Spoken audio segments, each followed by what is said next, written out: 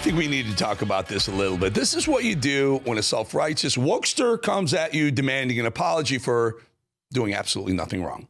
The criticism of the content, which was basically that maybe specifically in this political climate, like white people shouldn't joke about genetic superiority. Like that was kind of like the criticism, broadly speaking. And since you are talking about this, I just wanted to give you an opportunity to talk about that specifically. I think that when I have an issue that I want to speak about, people will hear.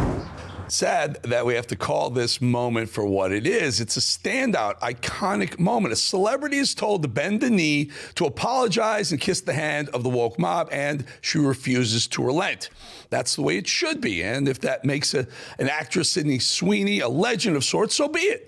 By now, we've all heard about the woke uproar, correct? American Eagle makes a jeans ad with a rising star, Sydney Sweeney. The ad, in a play on words, flirts with good genetics. Jeans, good genetics. A similar ad was run over 40 years ago featuring Brooke Shields. And of course, all these years later, in the aftermath of the American Eagle ad featuring Sydney Sweeney, suddenly the woke left is in an uproar over that ad too. Except here's the catch.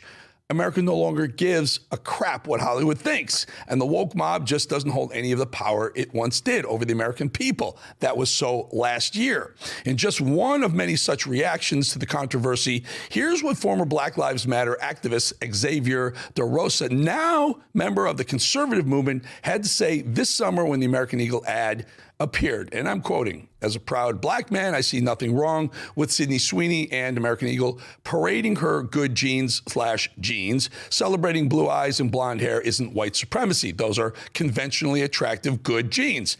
That doesn't mean they're the only good genes. However, so the ad comes out, American Eagle issues zero apologies for it. The stock soars, everyone gets over it, right?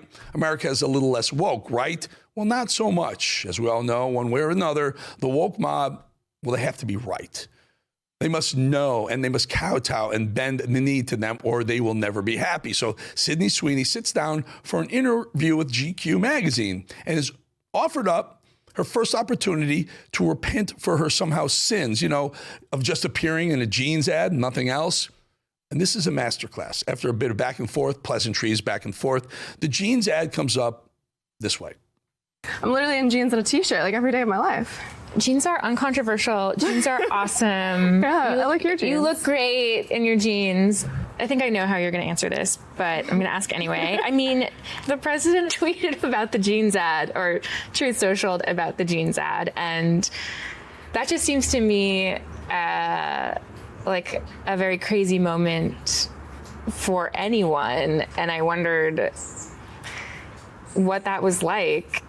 It was surreal. It was surreal. Mm-hmm. Okay, so first of all, you can see the interviewer is already setting Sydney Sweeney up right there. Jeans are uncontroversial. They're so uncontroversial. And then she goes in for it, right? They wanted so badly for Sweeney to react to the president's comments to the jeans ad, to say anything that could be used against her, but wisely. She neither praised him nor slammed Trump. That was brilliant. Keeps her thoughts on the issues to herself. Respectable, to say the least. But don't worry, our GQ messenger of woke still has work to do. And she does so in such a conniving way by praising her for exactly what I just praised her for, but she just buttered her up and went in for the kill. Watch. You've made a really good case for keeping your thoughts and your life separate from that work. But the risk is that, there's a chance that somebody will get some idea about what you think about certain issues and feel like, I don't want to see Christy because of that. Like, do you worry about that? No. Nope, she's not worried at all, actually. And that's what's frankly been missing from Hollywood. It's beyond refreshing, rare and refreshing. You've made a really good case for keeping your thoughts and your life separate from that work. But the risk is that, there's a chance that somebody will get some idea about what you think about certain issues and feel like, I don't want to see Christy because of that. Like, do you worry about that?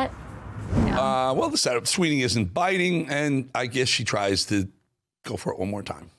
The criticism of the content, which was basically that maybe specifically in this political climate, like white people shouldn't joke about genetic superiority. Like that was kind of like the criticism, broadly speaking. And since you are talking about this, I just wanted to give you an opportunity to talk about that specifically. I think that when I have an issue that I want to speak about, people will hear. Well, that's how it's done. Sydney Sweeney recognized the trap immediately and refused to take the bait. It's a masterclass in responding to the woke mob that believes they're smarter and more righteous than everyone else around them. Think about it. The interviewer all but threatened her first with that nonsense about don't worry that by not saying anything, you're hurting your bottom line. Are you worried? No. Sydney Sweeney was like, no, sorry. Swats her away. Then she basically says, we're giving you one last chance to say something or else. And Sydney says, I think that when I have an issue that I want to speak about, people will hear. Good for you. Sydney Sweeney's response is beyond politics. It's about not relenting to their constant need to be the pinnacle of correctness. Submit to us or else. That's what they like. Bottom line, we all know that ad wasn't promoting white supremacy. Obviously, the people pretending to be mad about it don't genuinely believe it was promoting white supremacy. They're just trying to turn someone into their villain of the week so they can jump on the bandwagon of condemning them and virtual signaling them like we've seen them do over and over and over for the past 20 years. Since we all know that's what this is all about, Sydney Sweeney is doing the right thing by refusing to apologize. She knows that if she does, people will see that as an admission of some sort of guilt, and then it will be like blood in the water for the woke left mob. Don't apologize to them. You want a windmill to tilt at. You don't want to do that. Kudos to Sweeney. That's how it's done.